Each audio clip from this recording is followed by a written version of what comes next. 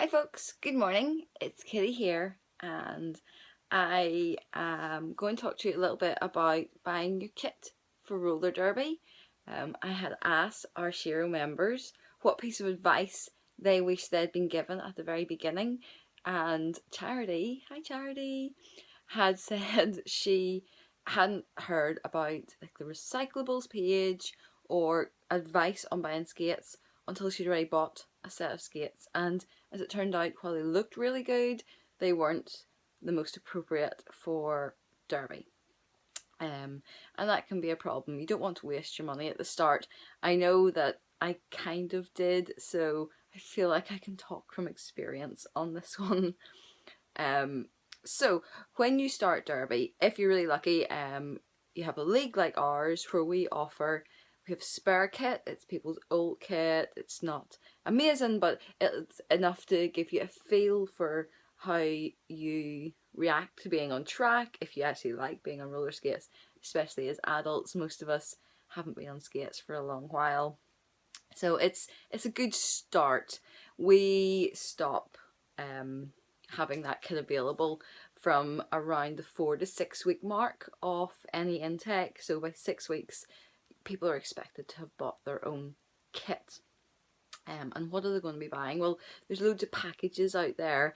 They usually come in at around £200, and they can be great for beginners in roller derby. The packages that you'd be looking for is something that involves kind of a decent entry level skate. You'll want, if you've narrow feet, probably a Rydell R3, and if you've wider feet, you'll want the Sure Grip GT50 Sure Grip Rock boot. As a very entry level skate. You can go really far, you can skate for ages on them. My first proper skates was the Rydell R3, and I used them for donkey's ages, and they're great, and now I skate in them outside. So if you are going to be buying a package, try and go for a good entry level skate like that. But to talk about my journey of buying things that maybe wasn't the most appropriate, when I came to Belfast Roller Derby, I tried a pair of skates like this. This is part of our spare kit. These are Rio rollers, and they're just like higher rink skates. They have the bell stopper that isn't adjustable, and that's really a big one right there. You want to look for a skate that offers you an adjustable toe stop. You will need it in derby. You cannot derby in these skates. These are great for getting you rolling. They're great for going outside to practice in or going to the rink, but they are really not appropriate for derby skating. So that was my waste of £50. I bought a pair of real rollers because that's what I had used, and especially at that time, people would say, oh, that's fine to start you off. You can start off with a cheap pair like that. Because I stuck with skating, it wasn't a good buy, because eventually I had to move on from them. So I don't know if I would recommend that. So I went from a real roller boot. I then got my R3s, highly recommended, loads of stuff you can change in them to make them your skate.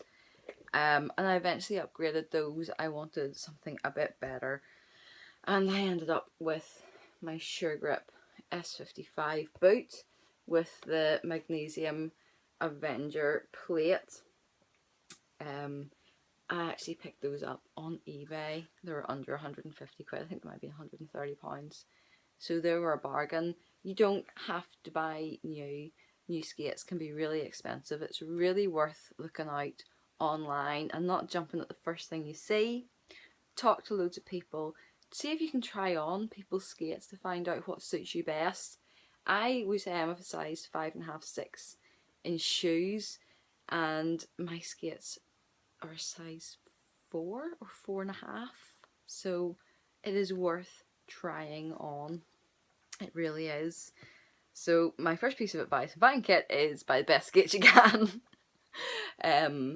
If you're going entry level, R3s or the Sure Grip GT50s is probably the entry level that you actually want. Try and avoid things that look really good, like the Volt skate. looks like a derby skate, or sometimes they'll be called a derby skate. If it has that bell stopper, just steer clear. You don't want to go down that road. Don't do it. You'll then be buying pads as well. You probably should start by buying your own pads. That's probably the most important thing. And work up the skates.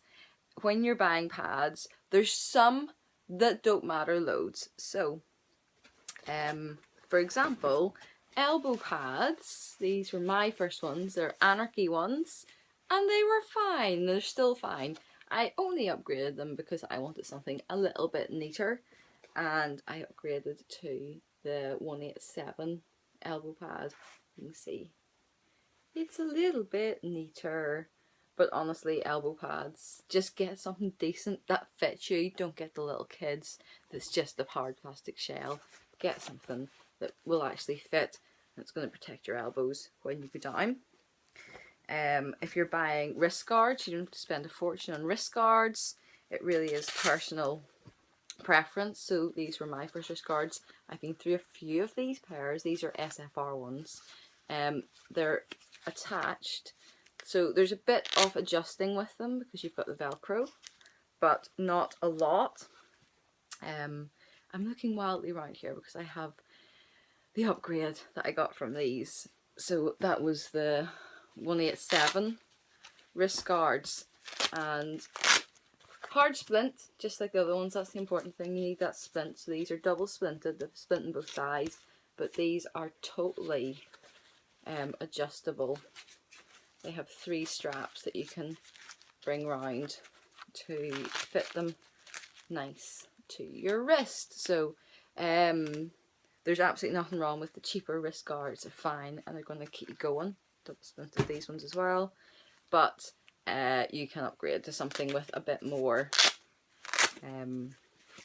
adjustment in it, just to get something that's really comfortable. Sometimes they can be quite uncomfortable around your wrist and give you bruises. I've seen people getting bruises from them in the past before. So like everything, you kind of get what you pay for, so it's worth maybe thinking about getting slightly better wrist guards, but you don't need to. Wrist guards aren't a massive one. Things that you do want to put money in: knee pads.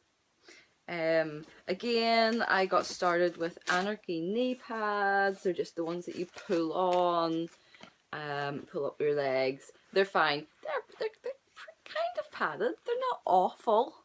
But you know something? You only get one pair of knees. You're gonna want to protect them. Buy the best knee pads that you can afford.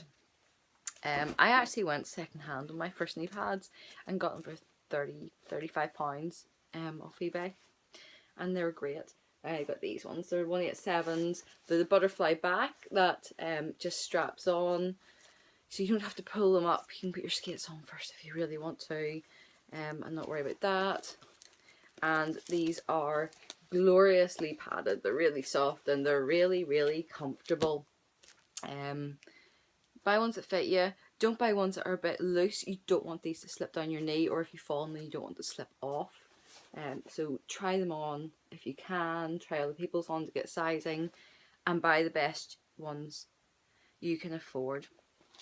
I did upgrade from these to get the Pro Derby ones. So these are the 187 Pro Derby. Slightly smaller. They're also got a smaller profile. So side on. So when you're doing crossovers, they don't catch or anything, or that's the theory. They are more padded. They fit more to my knee. They were more expensive, but I'm really glad I got them. If nothing else, I'm glad they're a butterfly back and not the pull-on ones. When I broke my leg, they would have had to be cut off, and probably would have been pretty painful to get off. Whereas these guys, they just took them off. They were just able to lift them away, and I didn't have to cry seeing my kit getting mangled. It's bad enough if your leg's mangled without anything else. So elbows and wrists, don't worry about it too much. Knees, buy the best ones you can. Really, honestly, just put the money into them. if you don't stay in Derby, it's fine. You will be able to sell them on and recoup some of your money. It will be fine. Look after your knees. I've torn tendons in mine, done all sorts, and they're not always very happy knees, and I know that as I get older it'll only get worse. Oh dear, that sounds very disappointing and sad, but knees, they're important. The other thing, of course, that's important is your head. So you're going to be buying a helmet. Don't buy a bike helmet. You want something that's going to cover from your forehead right down to your back. Get a skate helmet. I'm going to show you two. So, should really have had these ready to go. My first helmet, as you can see, is covered in stuff. This is a great job, nice ordinary helmet. This is where most people start. I think it was about £20. It was not the most expensive helmet in the world. It did the trick. She'd probably say, if you want to stick stickers on them and paint them, it will probably null any warranty that's with a helmet.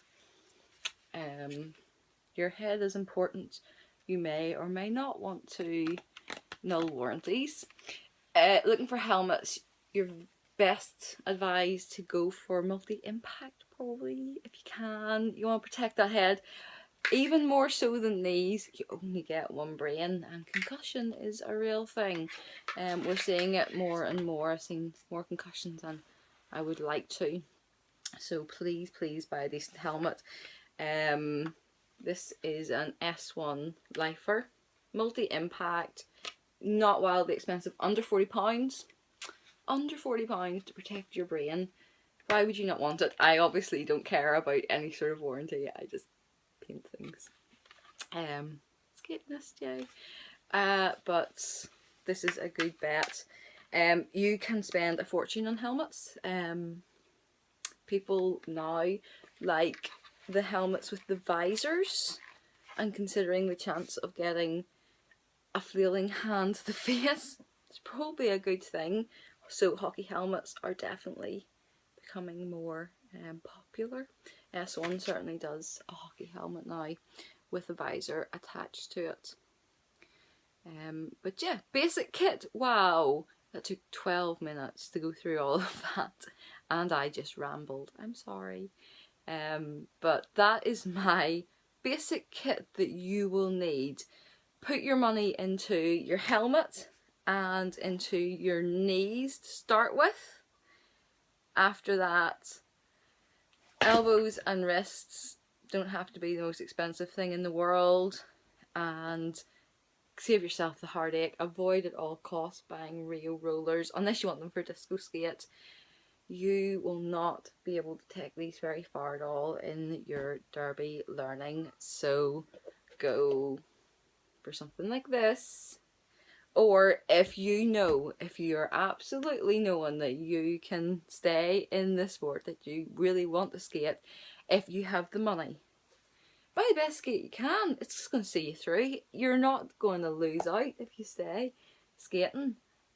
You might as well. And again, you can probably sell them on anyway if you wanted to. So if you've got the money for it,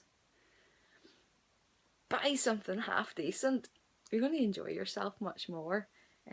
This was like a vinyl boot, and that's the only thing I would say really that I didn't like about this skate.